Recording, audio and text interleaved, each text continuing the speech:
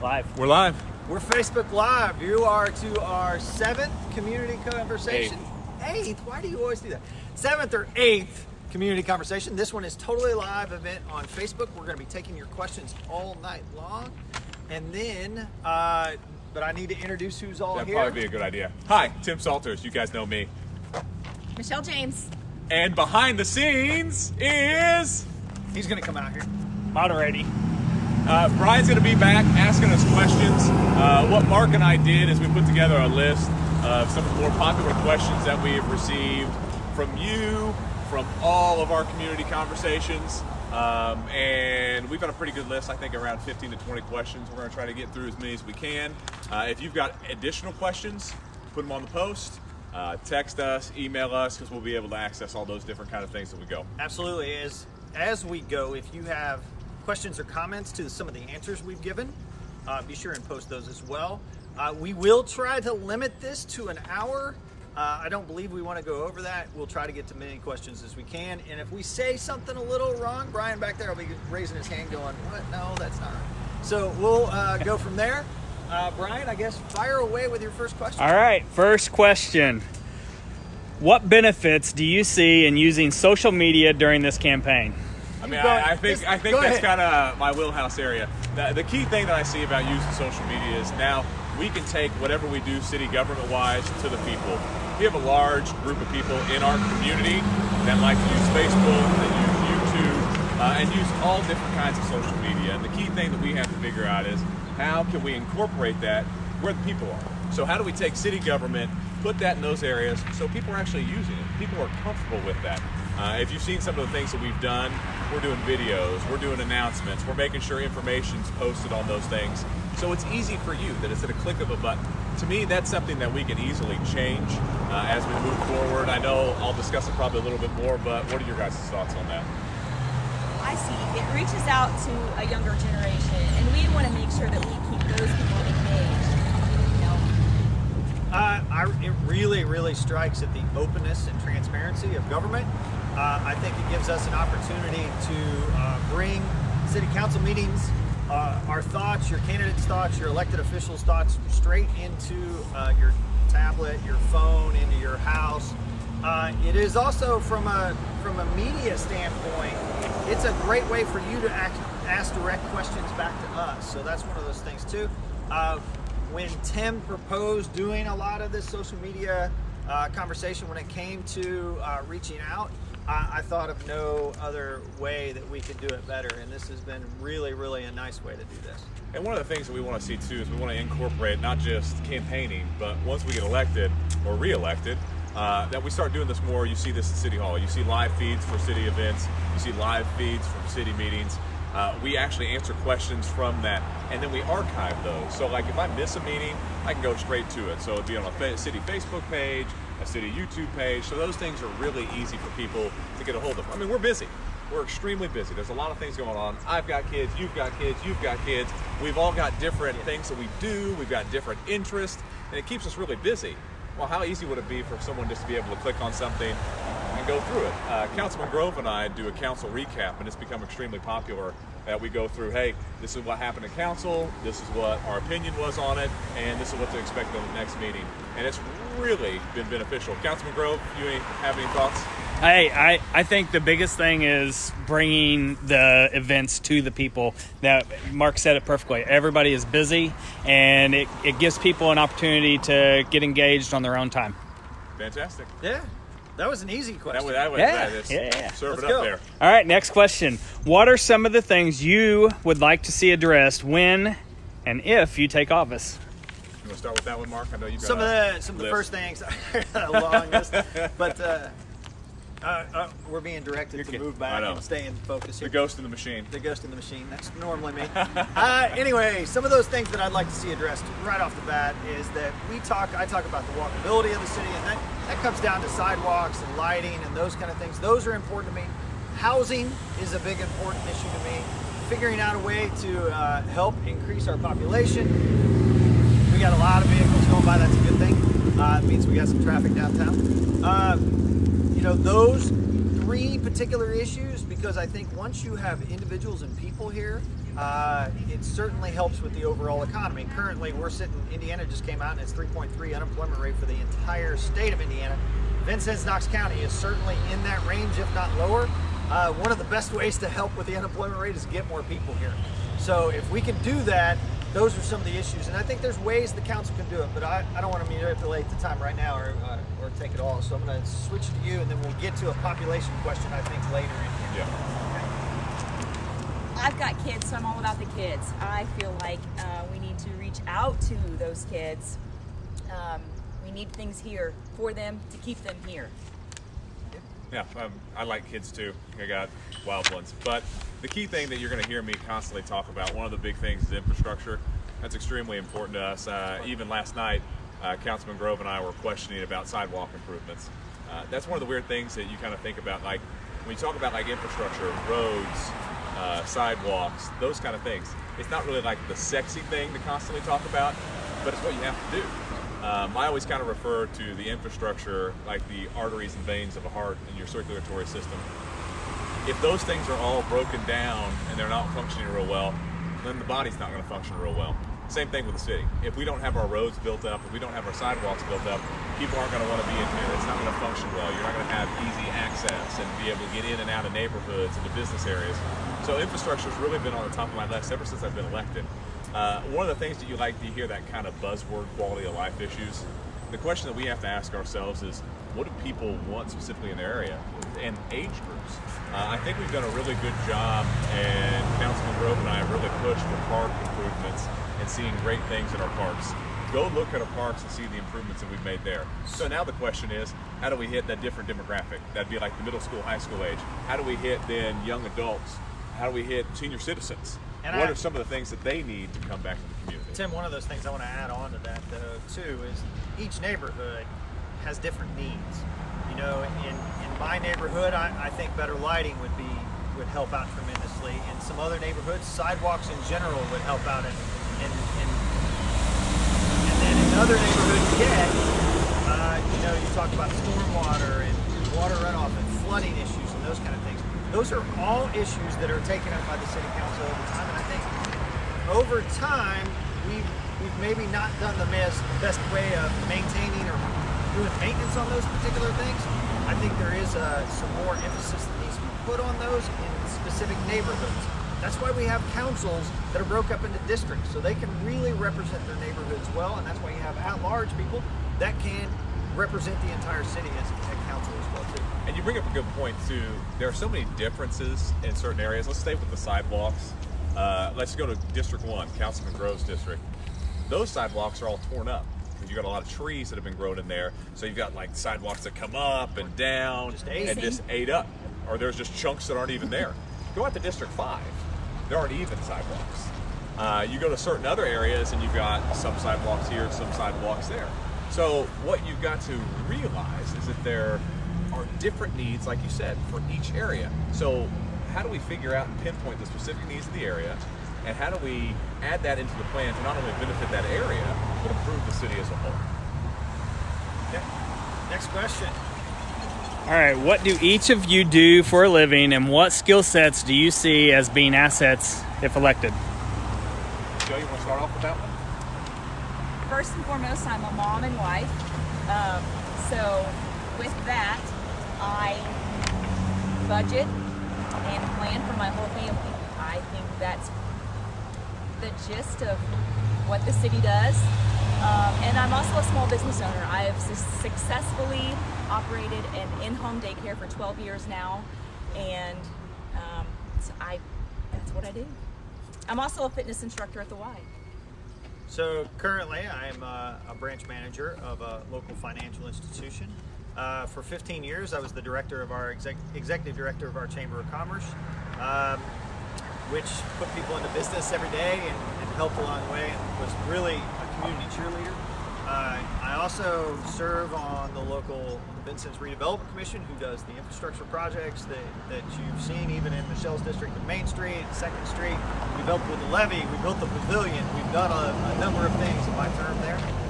And I've served on the board of Pace Community Action Agency for the past 16 years as well, which helps some of the most impoverished people in our community. So this wide range. I believe that skill set translates well to the understanding of what the city does. Also, I know I can get a little bit into the weeds sometimes, but one of those hobbies of mine is community and urban development. I read every book that there possibly is that is developed, that is published on those things. I enjoy that subject a lot, so I hope that those skills would help with the city council and help with the city in general. I'm the communications and marketing director for the VCSC. Before I was that, I taught economics, government, history for about 8 years at South Knox, and then I wanted to get back home. Specifically, I wanted to get back into the VCSC to coach football with my brother, and now I get to do that. My role's kind of changed and continually expanded. One of the nice things about my role with the schools is I get to be in every district, basically every day. I get to see our whole city in a different way. When I was first elected in District 5, you have your focuses on District 5, and you look just specifically in your area. As I've kind of transitioned into this position and I've seen every spot, the nice thing about it is people recognize me, they stop me, they ask me questions, they want to know, hey, we've got an issue here, can you fix this here? Can you bring this up at council? Hey, we've got a concern here. Hey, we really like what's going on here. And I've been able to get kind of a taste of each district, which has been nice. It's given me a really great perspective of what's going on in the city. I feel like I really have a strong pulse. I feel the pulse of what's going on in the city. And you're right, like we talked about before, there's a lot of unique things, a lot of neat things in each district. There's a lot of things that need to be improved in each district that we can continue to do. We've done some great things. We've continued to improve the city. But as you continually go to areas, you're like, all right, yeah, there's something we can do here. There's something we can do here. There's something that'll allow us to improve the city here as a whole. And being able to be in those areas, being able to have those conversations daily has really given me the perspective that I've enjoyed and been able to bring that to council. Why don't we take this that way? All right, we're going to be on the We're move. sitting here in the City Hall parking lot. Rebay is getting ready to have a volleyball game, and you can see the crowd is moving in. If you'll pick that up, I'll take this, and we'll move back. Stand live. Live TV, live Facebook. Parking lot's getting full. We're just getting a video of the street now. Well, it's showing the parking lot was full. okay. We're not moving just for the heck of it. Hey, that's good. That's Yeah. vibrance in our downtown. That's right. And Rebay being successful, so we're pretty happy about those things. All right, so, All What's right. the next question? All right. oh, I'm sorry. I'm just kind of sitting there talking with Councilman Grove. Brian All right. needs to get his hand signals. I know, just All right, and they can't see me. I don't know why I'm doing that. So, what is the single most important issue you see the city of Vincennes facing in the next 5 years? You want to go, or do you want me to go? You're smirking right now, so I. So, and then I'll let Michelle, and you can close it out. But I think the biggest issue we face in the next 5 years is housing population. As our population numbers, and Tim will talk about the population numbers at the school being up, but our overall population numbers here in the city of Vincennes have dropped below 18,000 for the first time since 1930. We're at 17,700 and some, and that is one of the biggest issues we have. It hurts the participation in churches and the number of kids in school in general. It hurts our tax base. It hurts the amount of employees and quality employees that we have in our community. And our business owners need more population to sell things to. And we need more workers. We need all those kind of things. So that's one of those. And there's ways I believe the city council can help, but that's probably the biggest issue that I see facing the city in the long term here. And kind of tag on to that, the key thing that I see in the ability to do that is to create an environment that families will stay in, that people want to move into. Because people need to be able to look at this like there's something special that's happening here. Look around our town, there's a lot of things we offer. A lot of big events, a lot of things that are exciting. A couple things I can think of, you've got big events coming up every Monday. You know, food trucks on the Wabash. I mean, that's a big thing. Brings a lot of people together, the downtown together. I can think of, I just saw an promotional for the First City Music Festival. I mean, you know a little bit about that. I'm in charge of trash. Hey, if you want to help volunteer for trash, we'll put you to work. But it's things like that that really improves the quality of life. That really gets people excited because our community is the best when we're together, when we're just enjoying being together. And you can go to these events, you can go to all these different things, and you just get to see people just being around each other, enjoying being with each other, and just talking. And I think that's when our community is at its finest. Last month, just yesterday, had food trucks on the Wabash. Just go out and sit and just enjoy being with each other. But we have to continually think of ways like, how do we continue to have events like this, fund events like this, encourage people to be a part of events like this, and then spawn off and make other events like this. And then that community feel keeps building, and you see people like, you know what? There's something special going on there. I want to be a part of this. And when you create that environment, because we can help do that. That's one big thing that we can do. How can we help as a city government encourage events, encourage business growth, encourage people to come here? Because when we do that, then you'll see that population growth. Because I know he'll hit on the population, it's down, and I'll hit back each time. That way you see our school numbers are going up, not just here, but you're seeing it at South Knox and North Knox. And I think that's a direct reflection on how good our school system is in Vincent. And making the decision to keep those schools in the neighborhoods, I think, helped. And renovation of Clark Middle School, or creating a new Clark Middle School, has been a big part of that overall improvement. And I think South Knox is doing the same thing, and North Knox is doing the same thing. They're attracting from other counties even to come into our school systems. Now, how do we get them to live here? That's the key, and that's my biggest thing. They need to be moving here. We want them here in general. We want them building houses, or we want them renovating houses and paying taxes in this area. Did you have something on that fancy I think list? you guys covered that very well. Councilman Grove, you got anything you want to add? Oh, I think Mark hit the nail on the head, because without more people, we're still going to struggle with jobs and taxes. You want to get more people paying taxes. You got to bring them in, and they actually got to live here instead of just working. And there's only a few ways that you can increase the tax base. When you bring tax money in, and that is, bring people in, because there's more people. Yeah, and we've done a good job of raising our assessed value. That is on the way up, but we're handcuffed by the fact that if we bring new business in, we don't have the people to staff it. If you bring more restaurants in, we don't have the people to patronize it. So without more people, we're stuck where we are. So we have to do more events, like food trucks, or like all the Latino festival and the music festival. All those events are part of making Vincent's quality of life better. So I'm not going to quote the exact numbers, because then it'll give somebody a reason to tell me you were exactly wrong. Maybe Kent out there, Kent at the Development Corporation can help me. But currently in Knox County, we import some 2,200 workers a day into our community. That's import. That's bring from other counties, come in to work here, because we have 19,000 plus jobs, or 23,000 plus jobs, 19,000 workers of age. So we need to get people from somewhere else. We're a net 2,200. We actually import more than that into our community. So if they're driving into our community every day to work, what's keeping them from moving here? And a lot of that, when I talk to realtors, when I talk to other individuals, it's housing. It comes down to housing. There's not places for those people to stay. Quality housing. And quality housing is another big part of that. Yeah. And that's when I'm talking about renovating homes. And maybe the council, I know we're, right now the RDC is partnered with Annie Mizak to take some of the empty lots and create some single family homes, and that's going to be a big deal for our community. But I think there's other opportunities for the city council to own a few of those properties. And seriously, sell them for $1 to the best development proposal that we can go from. It's noise. And then maybe at the utility service board, offer free sewer taps if you're going to build there. You got to think about the long haul there.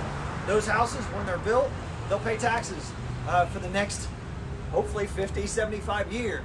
That initial investment that you make pays off in the long run for everybody else. And this is one thing, like a little inside baseball here. Mark's really been on this pitch for years. When I first started this role that I'm in, and he was still with the chamber, we had numerous meetings where we were trying to figure out how we could work together, school, chamber, city, on how to get people here. We had different kind of plans, different kind of pitches. I want to put up billboards on Highway 50 in Illinois and say, do you like your taxes here? Ours are better. Move to Vincennes. Simple stuff. But take those people from Illinois that are frustrated with Illinois and move them right here into our community. We would benefit from extra people, I guarantee it. Because we got people that are coming here. They've got 1 foot in. So now, how do we get them to get the other foot? And that's a big question that we've got to ask as a city. There's something that I would like to. Yes, It's hard to get sorry. it. Believe me, Michelle, it's hard to get a word in against these two guys. I've lived it. Going back to the youth, there are times, like I have a daughter. My daughter's away at college. I want her to come back. So in my perspective, we need to reach out to these kids that are going to be going off to college. How do we keep them here? What we need to get with them and find out what kind of community they want. What do they want here to keep them here? That's absolutely. Yeah. It's a Yeah. more perspective. I mean, you hear me say it all the time. More perspectives allow us to make better decisions. In the I want, and Tim, you're right. Michelle, you're right. Tim mentioned elderly. You mentioned youth. Young adults. Both of those individuals and the in between, but each one of those segments of our population have special needs that need to be taken care of. We need to be more in tune with those needs. And sometimes it's as simple as, if you're elderly and you have to walk somewhere, a bench is really, and sometimes it's that simple. Making sure our parks have more benches, making sure, I know we have benches in the downtown, but why are we limited to benches in the downtown only? Why isn't there some on Hart Street, or why isn't there some on Main Street? We just did this bill. We had these sidewalks. Why not include one bench along the way so when people are walking? There are ways that we can make our areas better for elderly and the youth at the exact same time. Yeah. And I think, and Michelle, you've been in business. Mark, you've worked with the public for so long. And Tim, you deal with kids every day. I think we need to look at it more as customers. The people are our customers, and we need to look at what they want and give it to them. And that is maybe not furnishing them everything, but making the Vincennes attractive for the business that is going to do what they need to do. So. I mean, how simple would it be, just like Mark said, like, hey, add some more benches for people around town so they can just sit and enjoy areas. I mean, that's not difficult. And it's little things like that. You do little things like that, it's amazing what you can do. All right. I got lost in my place here. Where do we go? All right. What do you think the council can do to encourage more community participation? That's a great question. That is, that's a great one. Because, like, you're going to run into these situations where, I work with places that need volunteers all the time. Mark, I know that you work with places volunteers. You church, you got to get volunteers and stuff all the time. And sometimes you tap into those same group of people all the time, and sometimes they get a little burnout or they get a little frustrated because you're always going back to the well every time. So the question is, how do you get people excited about things? Well, you go to them to find out what excites them. Everybody's got a little bit of a niche area. I think a great example of this, the pickleball courts. You had a niche group of guys and ladies too. I mean, I think you had maybe 50 to 100 people that played pickleball, and they're like, you know what, this is our thing. So how do you get people involved? Well, they had a need. They came to City Hall and like, hey, we're willing to do all this because we enjoy it. Run with it. And we got to find more people that are excited about certain things. What's something that excites you? What's something that really is going to get you to volunteer or be a part of something? And it doesn't have to be everything, because there's stuff that Mark likes that I don't like, stuff that I like that Mark doesn't like, and vice versa with Michelle and Brian. We all do our little things, and we all really enjoy those things. So we have to go to people and say, well, we want people to get involved. Well, what do you want to get involved in? You got anything? Good. All right. You space out there? No, it's just, how do you get the community more involved is been one of those questions that we asked at the chamber all the time. And once again, I think that Tim said something there that is absolutely correct. We go back to the well of those same people over and over and over. And you do that out of comfort a lot of times because you know that person's always going to do it. They're really good at it. But along the way, I think sometimes we need to ask. We need to, as a city, we need to ask a little bit of our citizens about what they want and how they want to do it. Would you be interested in helping out? And I think people really love this city. They love being here, and they want to help. Some days, they don't know how to help. Maybe it's a simple thing of working with the chamber and the CBD, and maybe even here at City Hall of having a list of opportunities to volunteer at, sites you could volunteer at, organizations you could volunteer with, and just constantly have that updated on our city website. Ways to volunteer, a big button, and then get people involved in that way. I'm throwing that out there. One of those things I know you talked about was just having more events for people to come to. Well, I think too, like to back on, like we kind of rely on the same people. I think sometimes we get in the comfort zone, we do that, and we forget to ask other people. And there's some people that would really be excited to help out in something because they've never been asked. And we've got a lot of stuff that happens in our city. I mean, basically every weekend there's something that's going on. And it's always, I will say that throwing the Watermelon Festival for 16 years, I'm being the parade coordinator of the Christmas stroll for the last 19 years, and then also doing Time out. It's BJ and the Bear Day. Anyway, and then also, just emceeing the parade for the 4th of July. But one of those things that I know that every one of those events need is volunteers or people that are out there that are willing to do it. Not just the participants, but willing to stand on the street corner and just guide people. And I know that our city is full of people that want to help. It's just finding those avenues to do that. That strikes back to why we think social media is so important. Is this connectivity and communication that we can provide. Maybe City Hall is not the be-all, end-all, but maybe it is the connector that puts everybody together. Councilman Grove, you got anything to add? No, we're good. Yeah, I was reading the next question. You caught me off You guard. got another food truck festival up your sleeve. We got a big thing coming. Big news coming. Big thing coming. And big news. just another. What if we did this? October 14th. Mark your calendar. It's not just going to be food. It's going to be crafts. Homemade crafts. Oh, it has to be homemade crafts. Oh, it has to be homemade crafts. And it's crazy because we just threw it out there this morning, and I know we've already got about 10 vendors set up. So, and that was just within a matter of about 2 hours. So we're excited. If you're a vendor and you have food, you've done it backwards. Usually you have this event, you have vendors, or craft vendors, and then you go, oh, I need food. Now you have all the food, and then you just look out and go, hey, vendors, we got 2,000 people. You want some other people to sell to? It's perfect. Well, you see my priorities, I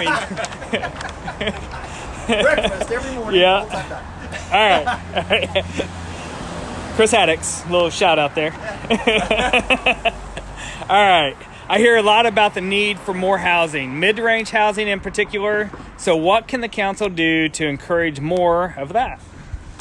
We've hit on it a little bit, but one of the key things, I think we talked about it in another community conversation. One of the big things is we've actually got to go to developers and talk to the experts and see what we need to do as a city to build up areas that are going to be ready for development. Yes, that's a really great idea. Going to developers, going to contractors, and asking them what barriers maybe we put in place that is preventing them from doing this. And if we go, I'm a less regulation kind of person. So if we go to builders, developers, and say, is there something in our process that is slowing you down? Is there something that's preventing you from doing this? We need to fix it and change it. Barring there's a good reason that there is something in place to protect the other people around. But maybe that's working with the county and the area plan commission a little closer and trying to figure out how, and this looking at our zoning rules and regulations along the way, seeing if there's stuff we can do to make it easier to build is one of those things. The other thing, I talked about it earlier, if we can we have some properties, if the city, I don't know, put a little bit in a fund, buy a few pieces of property, and then auction them off for $1 or $2 to the best proposal, in that construction process. I mean, it's a win for the city in general because, if it's owner occupied, people that are owner occupied, they take care of their house better, they take care of their neighborhood better, then it just works out better. So It's a simple economic principle. People respond to incentives. that's right. So when you put incentives out there, there's going to be people that will take those up. And we've just got to think outside the box. We can't just keep going back to the well on this and doing the things that we've done in the past. Like, what can we do to get these houses here, to build those up? Because one of the things you'll hear people complain about, like, well, home value, it's pretty high around here. Well, it's high because There's not much there's not a lot. supply. All right, so it's just simple supply and demand. So when you go to supply and demand, I mean, if there's not a huge supply, then guess what happens? Prices go up. So the question that you have to ask yourself is now, how can we help in that area? So, I'm not a builder. Mark's not a builder. Michelle's not a builder. So we've got to be able to go out and ask these people that are experts in this area, what do we need to do as a city to make ourselves friendly to investment, to new housing, to new homes? And we don't really have anything set up currently at the county, at the city level, that just deals with housing. I know that the Development Corporation does not, I know the Chamber does not, I know the RDC does not, and I know the county does not have any group that sits down and thinks about housing needs and how to do this better. And I think there's some collaboration that can take place between all those groups, and including maybe Base Community Action Agency, maybe a few other groups that are out there to figure out how we can make better housing here in Knox County and Vincennes in general. It would be great, a committee on the council that focuses on homes, that focuses on building homes in those areas. I think I know a guy that would be very good for that position there.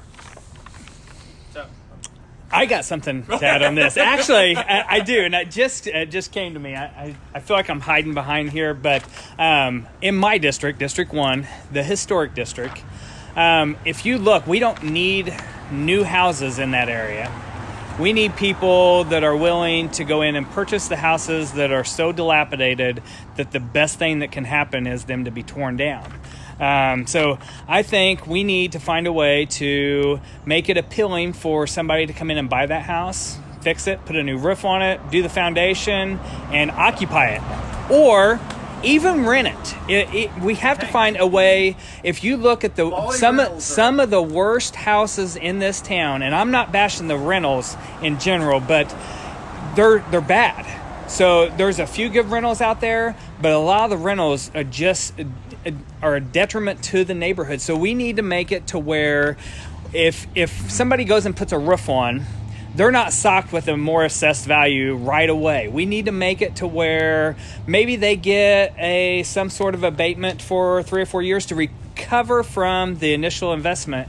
And I think that you'll see people putting siding on houses, gutters, painting, whatever they need to do. They'll get out that pocketbook and dig a little deeper and make their houses nicer. and Brian, I agree on the rental housing. I live in the historic district. Yeah. I understand. I've lived a long time. I like it. I'm one of those people who do that. I've never had an issue with the historic review board because I went to architectural school and that's what I like. I mean, I don't necessarily want to always live in an old home because I like my doors to shut.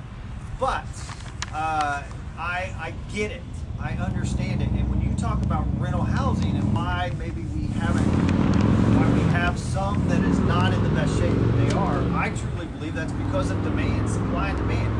If you do not have to, if there's no competition to fix it up, you don't fix it up. Let's talk about business in 101 right there. How do you deal with your competition? Yeah. If you have competition, you get stronger and better pretty quick. And then your competition gets stronger and better pretty quick. And it just keeps ratcheting this up. And I think that's the same thing when it comes to rental housing. If there's better competition and more of it, it requires you as a person who's in business to make your rental houses Or else better. those properties are going to sit vacant. That's exactly right. And I know this is kind of an idea I kind of thrown around, and I think it needs a little bit more an in-depth look, a little bit of study. But we've got a structure right now that kind of really helps businesses kind of in the urban enterprise zone, okay? Sure. What if we created a structure very similar to that, specifically for the historic district?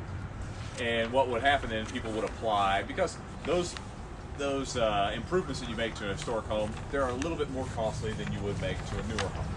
I mean, it's just because that's just the way that old houses are. I mean, you have a certain way that you have to do it. You have certain items that you have to buy for it. So those prices are a little bit more expensive. So how do you offset? No, it is not. How do you offset those costs? Well, we've got a structure in place that we use for investment in businesses in the urban enterprise zone.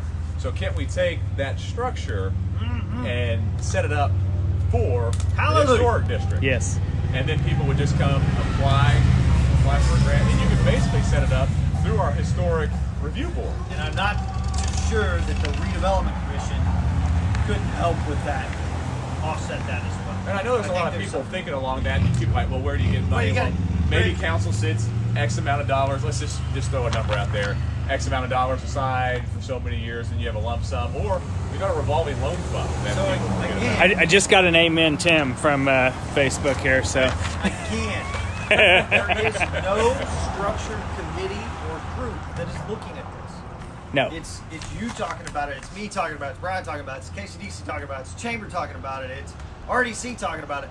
But nobody's actually put a group together and done this. And I believe the council can be the lead on that particular thing. absolutely, I second that. Committee for homes. There we go. Committee. All right. We- Great we're topic. running Great out of time. topic. Let's get We could spend some time on that I one. tell you what, we're no pressure on Michelle, but we're going to let her talk. Yeah. Sorry, Michelle. All right. Let's see. Oh, man. Another big one. What improvements, enhancements do you envision within our park system? Do you like that answer? Michelle just got a nice enhancement to her neighborhood park. So how did that go over, Michelle? How's that Talk about the Four Lakes Park area. The restrooms for the softball diamonds and all that kind of stuff. Yes, the splash pad is a nice addition. However, it needs work. It needs more work. Okay. There's not really a play area out there for the kids. The park needs more work. The park needs more work. Yes. Yeah. Because it's just got swings, correct? There's swings with And nothing when else. it rains. So it puddles. what you would like to see at Four Lake basically is more playground equipment. If it's a park, it needs to be a park for kids to go. There's a basketball court. Yeah. That's great. There is the softball diamond out there for the girls softball, and that's great. The Yeah, but splash if it's pad is not 90 awesome. degrees, But- what do you do? Right. There is That's exactly nothing. right. There used to be a merry-go-round out there. It's gone. But yeah, we just need More amenities. need more amenities for those kids. Spot on Yeah, right there. we We need a playground in the downtown. as a person that spends a lot of time in numerous parks, a playground equipment thing in Four Lakes would be cool. And this is kind of one of those things.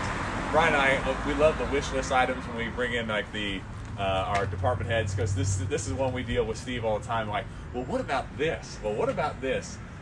New playground equipment in Four Lakes would be great. When I start thinking about other areas, I think the splash pad's a great investment. And I would love. I know this is just kind of, kind of high hopes, but I'd love to see another one in Chicago Park, shaped as the skyline of Chicago. And I think that'd just be so neat. Cool. It's so cool. But like all of our park, I'd like to see Do it the now. skate park improved. I know we've talked about doing that piecemeal. I really think that's a neat piece that we have that other communities don't. And that's one of those things too. It's a niche thing. Not No, everybody but it's plays, huge. but it's used. And there's a lot of exciting things that are happening out there. You've got a lot of people that care about it. The group that's out there now, they take care of it. They kind of regulate all the things that are going out there. But man, if the more that we can offer in our parks, I mean, there's so many neat things in each one of our parks. You can think about the stuff at Four Lakes, Great Park, Chicago Park, Leicester Square. I mean, there's a lot of great things. Tim, I want to go back to Michelle's comment about Four Lakes and no merry-go-round, puddles underneath the swing sets, those kind of things. As the fiscal body of the city of Vincennes, one of those things that I think that we really need to look at is that get your vote stuff is maintenance. Oh. And one of those things that we don't do a very good job of in the city over time has been maintenance. And it's because, you get elected to various offices based off of, hey, I put this new playground in, and then you walk away sometimes, not accusing anybody here of that. But when you do that, those things get used. You put in a brand new playground, your hope is it gets used. no matter what you do, it requires maintenance. We don't set up a budget to help with the maintenance of continuing to do those things. So we end up with a situation.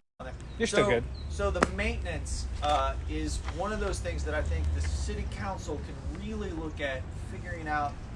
It doesn't even have to be a big maintenance budget.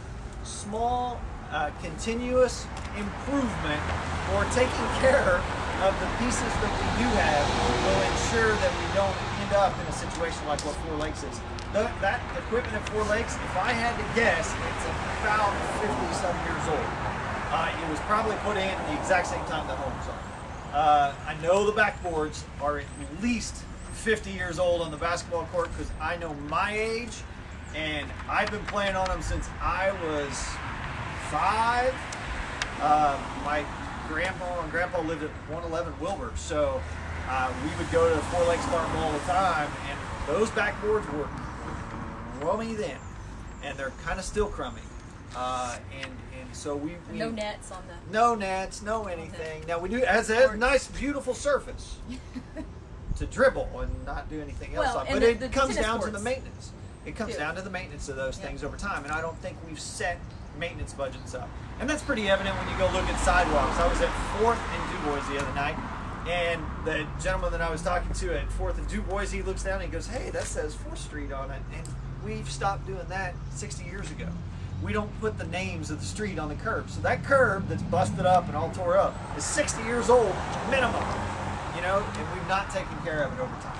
Maintenance. Yeah. You don't get elected by doing maintenance, but you sure you can get unelected by not doing it. So we need to do it. Okay. Next question. Yeah, Brian. Next question, please. All right. All right. Yeah, don't do that anymore. You have talked about walkability of our city. Why do you believe that to be an important asset? I'll start off real quick. Not just for me and my wife who love to walk our fluffy dog around everywhere. It doesn't just come down to that, which I would encourage everybody to do. Knox County, Vincennes is about 22% in the poverty range, 3.3 unemployment rate or lower. That means a lot of people are walking to work, and not just for all the amenities and the fun stuff and us enjoying it, but people use our sidewalks every day to walk to work. We need to make sure that they can get to work. Walkability, lights, tree canopy is important because of the heat in the summer. Without any trees, those sidewalks get pretty warm pretty quick. You can go in the shade and notice quite a bit. There's a huge difference in aspect here in our community. We've taken out far too many trees in the last 3-4 years. I know on Shelby there was 42 trees taken down alone. There will be people that disagree with me on that number, but I counted. So I know my number is correct. And we didn't replace them. And so the tree board needs some of that. But to walk that street in the middle of the day now, going to work, or if you're going to work in the morning in the summer, it is hot. And so you're putting barriers in the way of people going to work and improve the sidewalk. Next, Bart. Walkability, Michelle, you're a runner. You like to have good sidewalks for running? I do like to have sidewalks running, and half the sidewalks in my neighborhood are I will. missing. Sure. Yeah. And kids, my kids want to walk to school, and it's important for them to be able to stay off the road for that. So sidewalks are necessary, and good sidewalks. Yeah. I've been kicked out from the I got kicked that. No, well, there's a really good question coming up. I knew there was a good question about businesses, and I want to ask Brian. Too, when you talk about walkability, I think you can go to studies. Your city there's a vibrance to the city when you have people that are walking. Mark's right. We have a lot of people that need to walk to be able to get to work, but we have a lot of people that recreationally walk that like to just go out and burn off some steam. Me every day. We got people like Michelle, like to go jog. We have a lot of animal lovers that like to be able to walk their pet. And then, kids just going to houses and playing and going to parks and stuff. Being able to have that access to be able to go and not worry about being in your car, it kind of makes it more of a friendly, more communal setting, which is the community that we are. I mean, The lighting, too. If you're going to send your kid a block and a half away, you want to make sure that lighting's good along the way. Yes. I was just gonna say that one good point is like the fireworks. It's an event held at night at the memorial, and to walk from 6th Street to the memorial in the dark is treacherous because There's those no lighting. trees have raised up the Right. sidewalks so you can't see them. So without a flashlight, you're blind, walking, you're tripping, and that is, you can't have that. We walk before, and Brian, you're exactly right. We walk before dawn. A lot of times our dog, we'll walk our dog. We walk in the street because we don't trust the sidewalk because we can't see it. Yeah. And So. to extend on walkability, I think we need to focus a lot, which we have on the complete streets address, but bicycles. We have a lot of bikers. We need to get more bicycle paths, lanes, and just continue that progress we've had on the bicycles too. So you go out, a lot of people are biking. But it shows the vibrance of your city. I rode my bike here tonight. I know. It shows the vibrance of your city when you have so many people out and about. It's just, it's more open. It's more like you just want to be a part of that. That's one of those things that I talked about. Like, that's a community I want to be a part of. There's all these people out and about, walking, jogging. Their pets are out. Kids are out having a good time. I mean, that's what you want to see. Yeah. All right. So next question is why I moved Brian up. Brian's in business. For those who don't know this, Handle the questions. so one of those questions is, what can the city do to attract new business, and what kind of businesses do you see missing in our particular community? I'll go to Brian first, and then we'll go to Michelle, and then Tim will hammer Well, out. we touched on this actually. I mean, to bring new businesses and get good quality businesses to look at Vincennes, we have to increase our population, and that is the employable population. So when you look at the unemployment rate and you're trying to bring in another Toyota or big manufacturing, good paying jobs, how are you going to staff that? So, if we address the employment issue, which is more employable people, I mean, I think we can bring more businesses in. And one of the biggest things is, and everybody knows I am small government, I think we got to keep restrictions out of government or out of business. Make it a better community to do business, which I think we've done a good job of that. We just have to stay on that path. Michelle, what kind of businesses? I know you had a little bit of a list of stuff you'd like to see. I do. I am not a fast food person by choice, but we need restaurants, and something that I'm big about is breakfast. I feel like we need some breakfast restaurants around here. Old Time Cafe has the best breakfast that you will ever have. It's actually addictive. So if you ask my wife, I think for the last 13 years we've eaten breakfast together at Old Time Diner. Chris Haddix, you're the best cook in the world. That's twice tonight. Without you, I would That's twice starve. tonight. He's aiming for a discant tomorrow. I'm telling you. It's a sit-down restaurant. It is, yeah. See, No I'm fast food. thinking like Yeah. chains. Wow. Panera Bread, IHOP, something like this where you can go through the drive-through. We just Sure. We miss out on the we quick do. We do. breakfast. Yes, quick. I think the thing too, and kind of hit on this, like, we want all this. We want to be able to do this. We want new businesses. Well, the key thing that we have to do is we have to completely change the mindset that you've seen city governments do in the past, where instead of this is what you have to do to be a part of Vincennes. No, we need to be able to say, what do we need to do so you'll be a part of Vincennes? We need to be the ones that go out and say, how can we help? What do you need to build here? What can we do to help make this easier? And before, sometimes you see people like, well, this is the way it has to be done. You have to do this, or this is not going to happen. That can't happen. I mean, we're here. We're servants here. I mean, that's what we're supposed to do, and we're supposed to figure out, well, what do you need so you'll invest here? Yeah. How can we help you invest in here?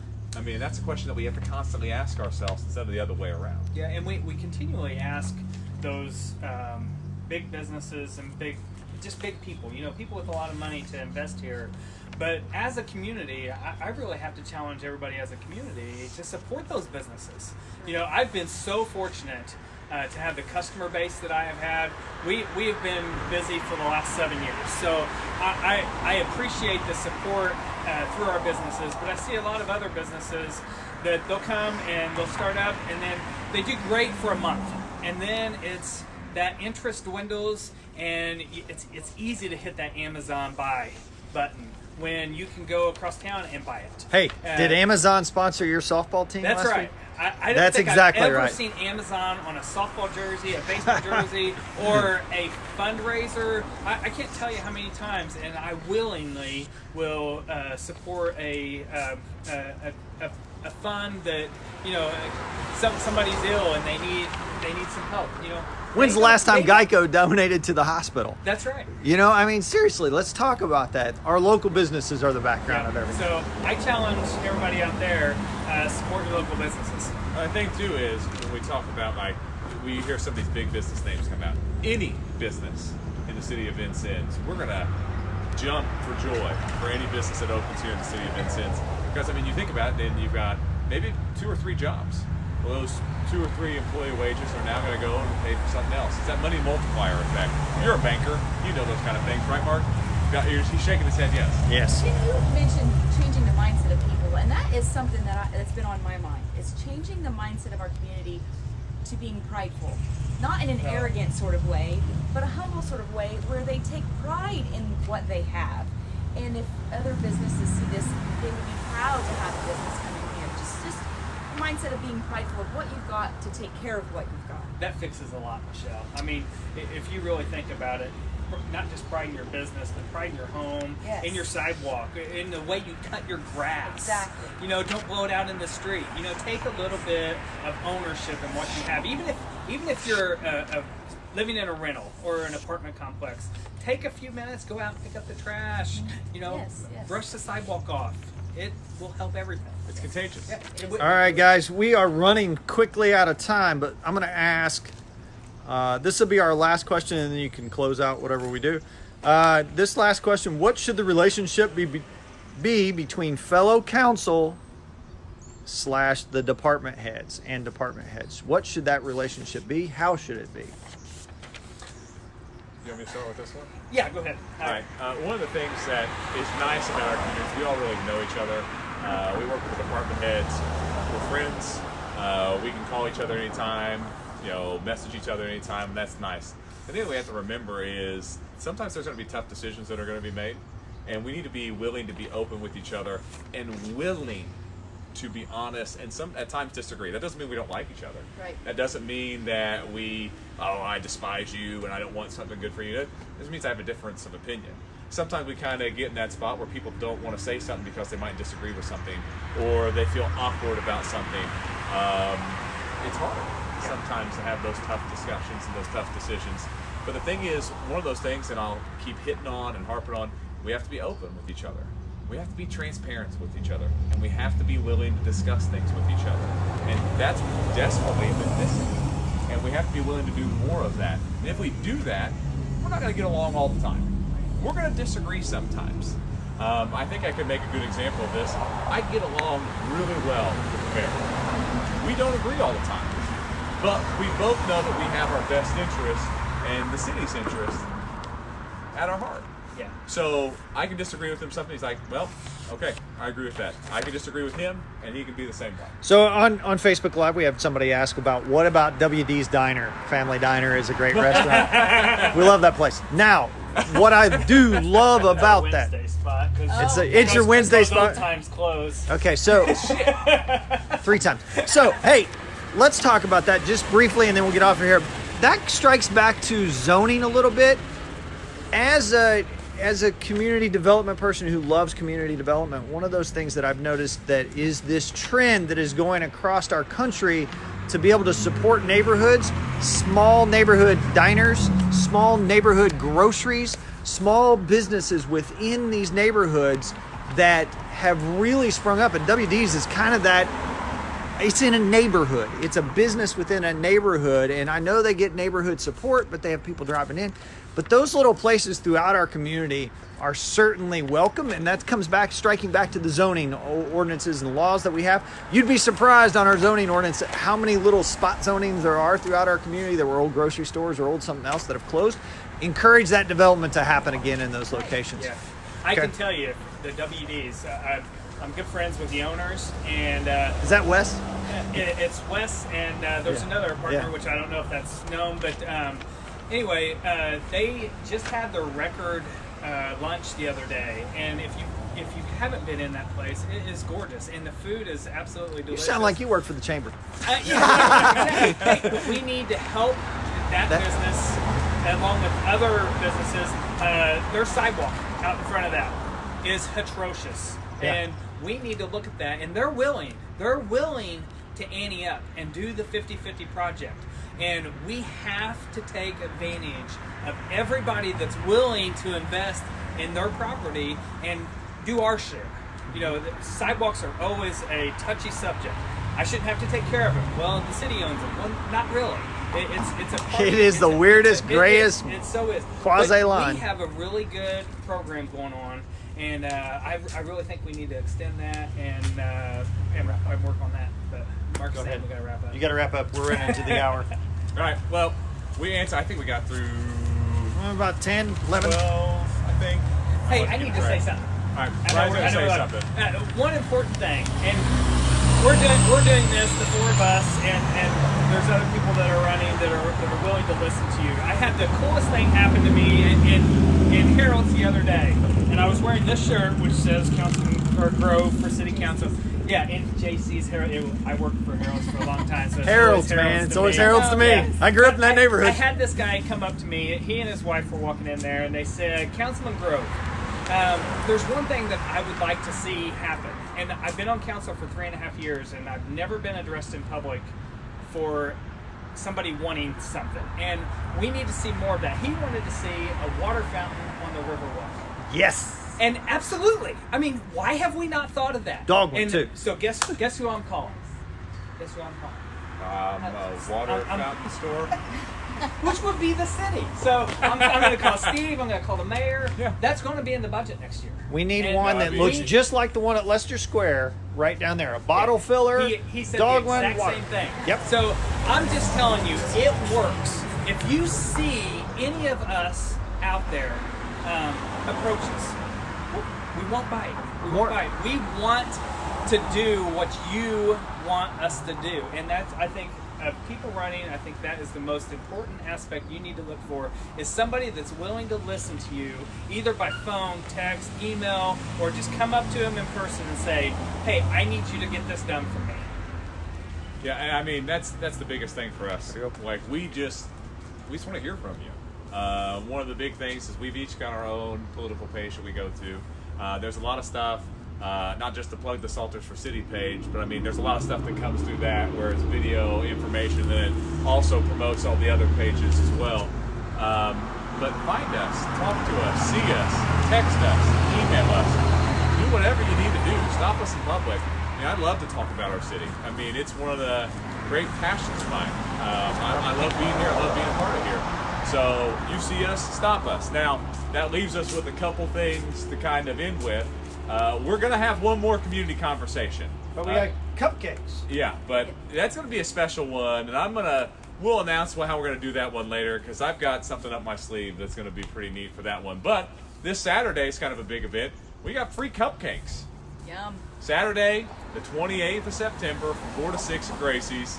Come get some cupcakes with us. We'll have Did you say drinks they as were well. free? They were absolutely They're free. free. 100% free. Cupcakes. I mean, free nothing's better event. than a free Totally event. free. Come talk with us. A lot of your favorite candidates will be there. We just want to hear what you have to say about our city, positive or negative. I mean, because there's sometimes you do need constructive criticism to help improve your city as well. Even if you think you've got your mind made up who you're voting for, take the opportunity to go and talk to them, and they may change your mind. Yeah. If you don't want a cupcake, bring your kids. They want one. Kids love cupcakes. And sometimes dogs, but I wouldn't say Don't bring it don't bring a dog in, because I know the owner and she would not be So, pleased. thank you for listening tonight. We really appreciate it. Again, you'll be able to add questions to the bottom of this, because I know all of us are going to share this particular thing on our Facebook pages. So you can even add questions there, and we'll answer them as we go then. Thank you again. Vote. Go out and vote. Yeah, you can still register to vote, and I mean, it's here in a week or so you can start early voting. And if you need a yard sign, get in contact with us. Absolutely. Yes. Hey, I We'll got get 30 new yard signs. Yeah. District 1 is hopping. All right. Woo! All right, we'll see you guys later. Thanks.